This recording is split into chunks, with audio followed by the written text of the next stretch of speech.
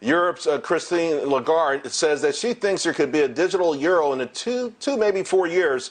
And by the way, the Fed's Jay Powell was also on that call. But one of the biggest allures, of course, of crypto is the lack of government oversight. So where do digital and fiat currencies go from here? I want to bring in Micro Strategies Inc. Chairman and CEO Michael Saylor.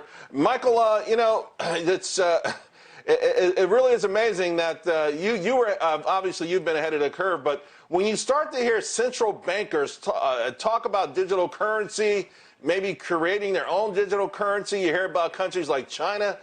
Does it make you feel flattered and embolden you, or does it make you worried because they're going to have to do something to trip Bitcoin and other cryptos up? I think it's the logical next step on the institutionalization of Bitcoin and digital currency in general. I think this year, 2021, Bitcoin is emerging as the newest institutional safe haven asset. It's digital gold, and it's logical that every bank and everybody that's watching this space is going to start to think about how they integrate with it. Now, it's one thing to integrate with it. It's another thing also to have it as a hedge per se.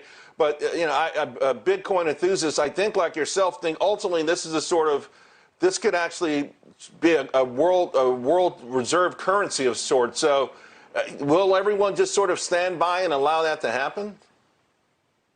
Well, I actually think that every investor in the world, on the top of their mind, they're thinking about asset inflation. And they're all looking for a safe haven store of value. You know, if God had designed a new form of gold in cyberspace, he would have designed Bitcoin. So the investors, the macro investors, they're rotating out of gold into Bitcoin.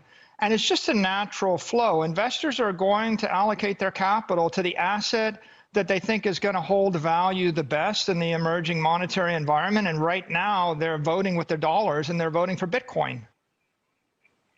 So, Michael, of course, again, and as I mentioned before, you've been changing the world of business. A lot of corporations, publicly traded companies, particularly watching what you're doing. You've got so much Bitcoin on your company's balance sheet at MicroStrategy. So it's become a de facto Bitcoin play. I mean, the stock is up 52% this year, up 300% in the last 52 weeks.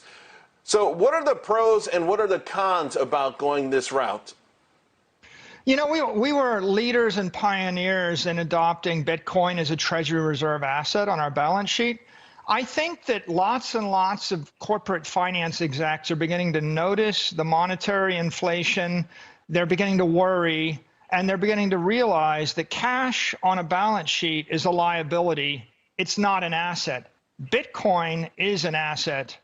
If you're holding cash for the next 10 years at a 15% monetary expansion rate, you're going to lose 75% of the value of the cash. And so for companies that want to preserve shareholder value or create shareholder value, I think we're going to increasingly see they're going to rotate their cash into Bitcoin so they convert a liability into an asset for their shareholders.